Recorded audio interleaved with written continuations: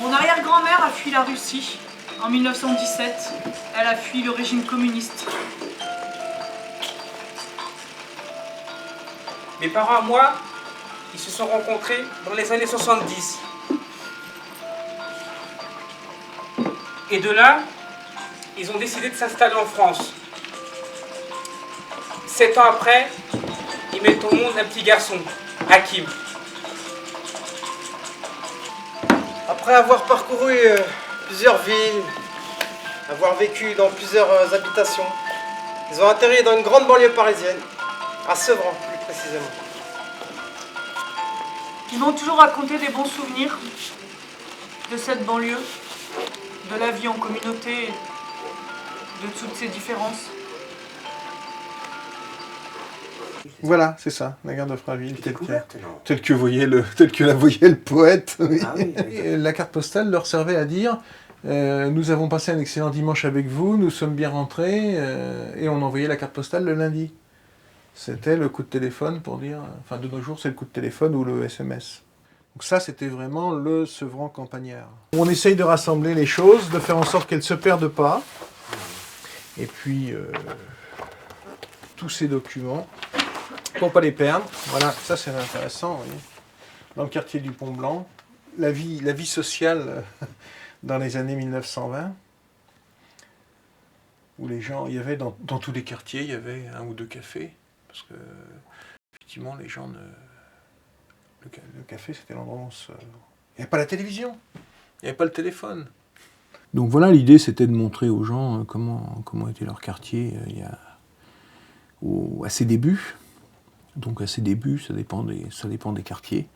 Il est évident que notre clientèle, c'est surtout les gens qu'on intéresse, c'est surtout les vieux Sevranais, les gens qui habitent plutôt dans les zones pavillonnaires ou dans le centre-ville, que les gens des cités champignons des années 60 et de la ZUP, quoi.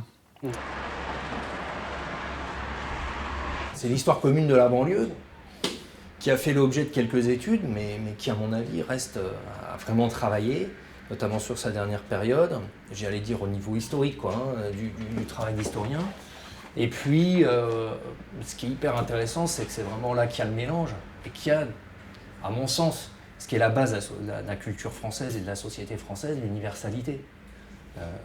Je trouve que l'universalité, on l'a ici. Ça veut dire que ce qui se passe demain, ça se passe ici, quoi. Et ça, c'est essentiel. J'ai animé des ateliers avec des groupes de femmes le mardi et le jeudi. Le mardi avec Claire, donc c'était un groupe de femmes, en majorité il y avait des femmes du Sri Lanka que nous voyons là joliment parées. Ça a été vraiment des moments de grande émotion. Et un groupe le jeudi avec des assistantes sociales. Et c'était pas le même groupe, c'était pas les mêmes énergies, mais c'était aussi un autre charme et beaucoup de force avec des histoires de femmes du quartier. Ce qui m'a frappée, c'est la diversité. C'est beaucoup plus diversifié dans un quartier. Et je suis en train de chercher un titre justement entre guillemets l'ouvrage qui va retransmettre par écrit ce que j'ai relevé. Et je n'ai pas encore trouvé le bon titre, mais c'est comme si on avait tout le monde en tant que monde entier, hein, dans un mouchoir de poche qui serait le quartier de Rougemont. Sinon, c'est toujours les mêmes choses qui reviennent. Les gens parlent beaucoup de l'exil, du voyage, de l'appartenance à un groupe. Les douleurs, elles sont là. Ce sont les premières ou deuxième générations, les gens qui s'exilent.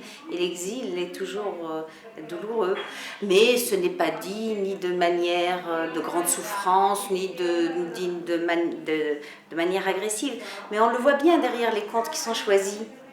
Et puis le désir de parler de son pays d'origine, de sa culture. Ça aussi, je l'ai remarqué.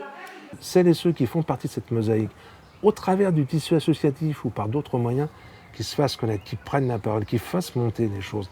Là, c'est la meilleure des reconnaissances, c'est-à-dire de l'apport. Parce que eux, ils feront le travail de mémoire. Vous savez, les Arméniens, quand on est dans le cadre de nos cérémonies officielles, il y a un travail de mémoire, mais ils nous bousculent aussi. Ils nous bousculent.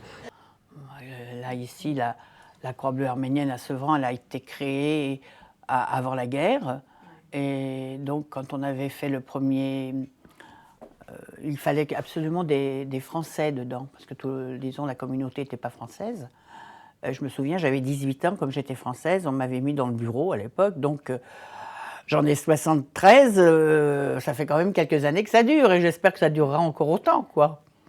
Que les jeunes prendront la relève. Là, il y a Sévan, mais Sévan est bien parce qu'elle a 2 filles, ben, les filles, elles prendront la relève aussi. C'est comme toute double culture, c'est important, c'est un plus, c'est toujours quelque chose qu'il faut encourager, que ce soit arménien ou pas arménien, enfin, les Italiens, les Portugais, les Algériens, enfin c'est pareil, on a tous ces racines qu'on doit conserver.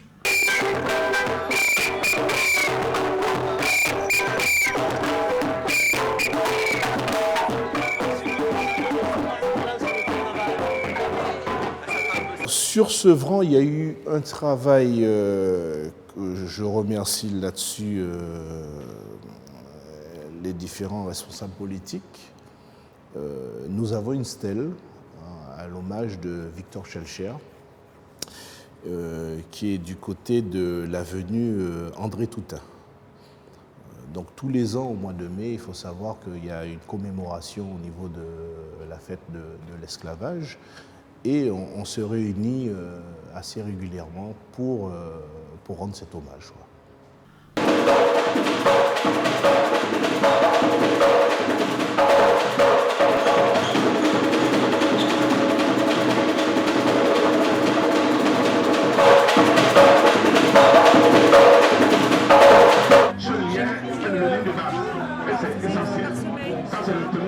L'histoire, moi je pense que ça sera important.